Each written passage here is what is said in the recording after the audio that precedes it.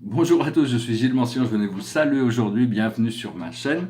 Je voulais souhaiter un bon anniversaire à tous les scorpions. On se rapproche d'une pleine lune en taureau, donc il va y avoir quelque chose, c'est une pleine lune qui va être assez intéressante parce qu'elle peut apporter d'inattendu, parce qu'il y a cette lune qui est en conjonction avec Uranus en taureau, et il y a la lune et le soleil et Vénus en scorpion, et c'est Saturne qui conditionne ça de manière harmonieuse, parce que des fois Saturne peut conditionner de manière un peu brutale, mais là il va conditionner ce changement de manière harmonieuse.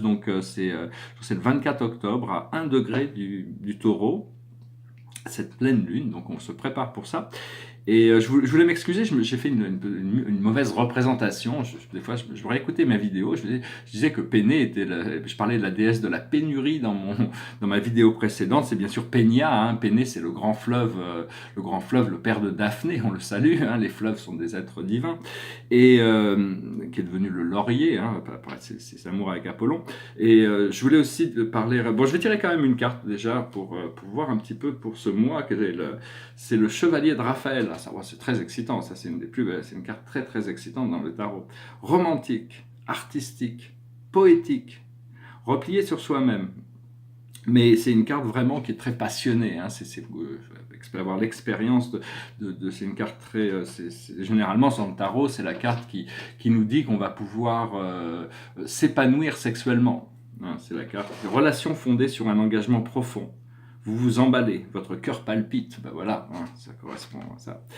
Et donc je voulais dire aussi par rapport à ce que je rebondir un petit peu sur ces choses, sur les sciences transcendantales, je vais regarder un petit peu dans la cache, mais c'est que la vie ne peut pas s'arrêter. Bon, la vie, toutes les choses sont en mouvement, c'est-à-dire on est tout le temps propulsé par des désirs, par des questions, par des problèmes, et donc il faut apprendre à s'arrêter, à faire le vide en soi pour redécouvrir cet état d'être, parce que l'état d'être est essentiel avant même l'état de faire, parce que l'état de faire, c'est une fois qu'on est, on a l'action juste, on sait, mais connais-toi toi-même, hein. Il faut déjà retourner à l'être, retourner à nous-mêmes, à essayer de faire le silence dans nos pensées, apprendre à se calmer en respirant. C'est pas facile, c'est des choses qu'on apprend progressivement, hein, et éventuellement se stabiliser dans la lumière, se stabiliser, éventuellement se laisser consumer par la lumière. Bon, c'est des choses qui sont prévues de se manifester, comprendre que... Ah oui, je voulais aussi rebondir, je disais que la vie c'était comme une rivière, et on navigue dans nos émotions, et que des fois il y en a qui sont remontés, mais je voulais pas dire à la source, hein, ils sont remontés plus haut dans le courant, et ils arrivent à créer des flots qui empêchent les gens de traverser cette rivière. C'est un peu comme les projectionnistes de la caverne de Platon, ça correspond, c'est-à-dire ceux qui maintiennent l'illusion en place ne connaissent pas les plans supérieurs, ils sont juste accrochés à leur fonction de contrôler et maintenir cette illusion. Et donc voilà, je voulais aussi dire que toutes les transcendances, je rappelais quelque chose qui est essentiel, qui est essentiel, qui est intéressant d'être exprimé, de compris, c'est que toutes les transcendances se passent à travers le Christ. C'est pas une question de religion, le Christ c'est pas un individu, c'est l'énergie de l'amour inconditionnel, et le Christ travaille dans le cœur, donc il faut apprendre à pouvoir recevoir plus de cette énergie christique dans notre cœur, s'ouvrir à cette connaissance, et et, euh, et bon, aussi savoir que bon, quand on s'ouvre à ces nouvelles énergies, le fait de recevoir, de se sentir extrêmement bien par moment, ou d'entendre des sons absolument merveilleux, ou de voir des choses merveilleuses, ou d'avoir des odeurs, indépendamment, hein, de notre environnement physique, hein, ou sentir des goûts incroyables, ça fait partie, bon, tout le monde le développe différemment, mais les sens sont aussi les révélateurs. À partir du moment où commence à se tourner vers l'intérieur et cultiver cette lumière, on arrive à découvrir des nouvelles fonctions sensorielles qui sont révélées aussi à travers nos sens, c'est-à-dire arriver à voir au-delà de l'illusion, arriver à entendre les choses qui se passent au-delà du bruit du monde terrestre, hein, pouvoir sentir le parfum de la liberté, voilà. Et donc voilà, donc ça veut dire qu'on est sur notre chemin. À chaque fois mais bon, faut apprendre à cultiver ces énergies, pas plutôt que d'en douter ou de dire c'est trop beau. Faut travailler avec ça pour arriver à se poser dans cette lumière. Et voilà, c'est ce que je voulais d'exprimer ses petites idées. J'espère que parce que bon, toutes ces choses ça devient au plus on peut les mettre en place, au plus notre vie devient agréable, au plus on rentre dans l'acceptation. Le tableau derrière moi, avant de parler de la cache, c'est justement ça représente les rôles de la menti. C'est les pyramides, des grandes pyramides égyptiennes, et en dessous, c'est parce qu'elles ont été construites au-dessous d'une sorte de rôle, ça s'appelle les rôles de la menti, mais c'est l'endroit où les âmes vont pour transmigrer entre leurs incarnations. Et donc il y a des grands esprits qui sont très sages et qui supervisent l'évolution des âmes entre leurs vies. Et donc, mais ça se passe différemment pour différentes personnes. Par exemple, pour Dante, avec sa conscience du Moyen-Âge, la vie, il avait découvert que l'ascension, mais l'ascension de la conscience jusqu'à l'âme, mais ça se passait passer par l'enfer, après le purgatoire et après le paradis, pour monter dans les planètes qu'il voyait, c'était la géocentrie à l'époque, les mondes tournaient autour de la Terre. Donc tout s'accorde par rapport à notre conscience, même dans l'après-vie. C'est une expérience unique, ça dépend de là où généralement, quand on doit laisser notre corps physique et qu'on doit se réincarner, on reprend le programme, on n'a rien perdu de la connaissance, c'est-à-dire au niveau de l'évolution spirituelle, on reprend le programme exactement, c'est un petit peu comme quand on s'endort, on reprend notre programme le lendemain, comme si rien ne s'était passé entre le moment où on s'est endormi et le moment où on se réveille. Donc c'est assez magique, mais il y a toutes ces mémoires qui se réveillent. Donc ici, c'est en dessous des pyramides, ici symbolisé le paradis, les 21 satellites du paradis et l'univers central, le premier univers, l'univers parfait que Dieu a créé à l'origine, avant de créer cet univers cosmique, hein, c'est un peu différent. Et donc là, c'est le portrait, c'est un autoportrait. Tout est autoportrait hein, dans la vie.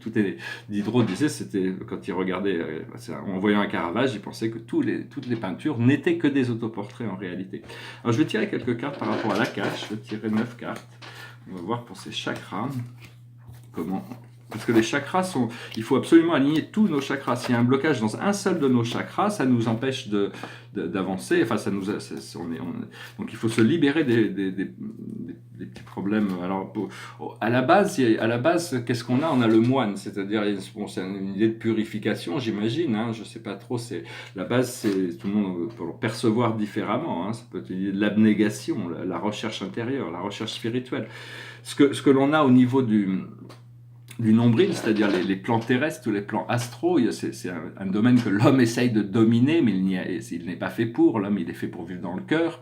C'est la femme qui va reprendre ses pouvoirs du plan terrestre, parce que la femme est c'est complètement adéquate pour elle de tenir la lumière, et elle se sent connectée à sa base. Elle peut donner la vie, alors que l'homme est complètement inapproprié. L'homme, il doit donc le pouvoir de la lumière le pouvoir du pouvoir va être redonné aux femmes, et le pouvoir de l'amour va être redonné aux hommes, et l'équilibre va se trouver. Cela dit, on est tout, hein, mais je veux juste expliquer et là, ici, on a les anges. Donc les anges, c'est vraiment c'est au-dessus des polarités. C'est le contrôle aussi, bon, c'est par rapport aussi la société est en train de se transformer, donc il y a toutes sortes de principes, de choses qui vont revenir en conscience pour nous permettre de comprendre les dynamismes entre toutes ces choses du monde terrestre. Ce que l'on voit dans notre centre de pouvoir, notre plexus solaire, généralement la plupart des humains qui vivent dans la 3e dimension n'activent que ces 3 chakras. Ces 3 chakras, c'est une sorte de bâton orange qui va de la base et c'est comme ça. Et donc, mais bon, en respirant, on arrive à faire circuler notre lumière pour arriver à aligner nos chakras. Demandez aux anges de vous aider. Ils ont des technologies angéliques qui permettent de clarifier les chakras, de purifier, mais ils ont besoin de votre permission. Donc, faites cet exercice. Et quand le moment, vous sentez que le moment est approprié. Donc là, on a le transport, c'est-à-dire notre centre de pouvoir. Notre soleil reflète cette force, cette énergie qui tire tous ces wagons aussi. Au centre, au cœur, c'est le chakra qui est neutre. Hein, les 3 chakras créatifs sont en dessous et les 3 chakras réceptifs sont au-dessus, et le cœur est neutre. Et donc ce cœur, c'est vraiment, il faut revenir à la conscience du cœur. Hein, c'est très important, c'est ce que j'essayais parce que l'esprit mental ne peut pas découvrir les choses que le cœur sait déjà, hein. Ça se révèle progressivement. Et ici, on a le grand prêtre ou la grande prêtresse, c'est-à-dire arriver à retrouver ses pouvoirs magiques, ses pouvoirs intuitifs, ses pouvoirs de la création, pour être bien, pour pouvoir assister, rentrer en harmonie. Le yoga veut dire, hein, c'est rentrer en harmonie avec l'univers, hein. C'est quelque chose, il n'y a pas de chose plus précieuse que ça, hein. Alors ce que l'on communique, c'est au niveau de la communication, ici, on a l'emprisonnement ou l'esclavage. Donc, il faut absolument arriver à se libérer de cette caverne de Platon. Il faut arriver à traverser la rivière, à surfer sur les vagues. Peu importe comment on y arrive, il faut dépasser ce niveau. Il faut prendre conscience de nos... Et puis bon, alors, comment on fait ça? C'est la chevalerie. La chevalerie, c'est grâce à nos principes. Parce que quand on s'élève, on devient attaché à des principes moraux supérieurs. C'est-à-dire, peu importe les autres, comment ils vivent leur vie. Nous, on a des devoirs supérieurs par rapport à l'éthique dans nos relations. Et donc, à partir de là, on peut arriver à équilibrer les choses, mais bon, il faut se libérer de toutes les formes d'esclavage, hein. Et pour ça, la finance est très importante, parce que bon, le monde a été... On vit dans un monde qui a été monétarisé, plutocratie, ce que Platon nous mettait en garde, parce qu'il pensait que ça créait beaucoup trop de souffrance et d'une insatiabilité. Il y a toutes sortes de choses qui est créées, donc bon, il n'a même pas discuté dans la République, mais à partir d'Aristote, qui adore l'argent, tout devient un peu, tout circule autour de ça. Donc la liberté passe par acquérir une certaine richesse personnelle. Il a assez d'abondance financière pour pouvoir se détacher de tout ça. Une petite anecdote, c'est que mon père est expert comptable, il est à la retraite, mais il avait un de ses clients, bon, c'est pas un secret, mais bon, c'est pas des secrets, mais bon, c'était Gérard de Villiers, c'était un écrivain assez célèbre, et lui, sa philosophie par rapport à l'argent, c'était de dire, il faut assez d'argent pour ne plus jamais avoir à y penser. Se détacher complètement, ne plus jamais avoir à penser à l'argent jusqu'à la fin de nos jours, c'est se libérer. Donc en essence, c'est un petit peu ce qu'on doit reconnecter, on doit réactiver, rappeler à l'univers cette abondance à nous pour pouvoir profiter d'une liberté qui nous permet de nous libérer de tous ces concerns matériels, hein, parce que ça fait quand même partie de cette époque.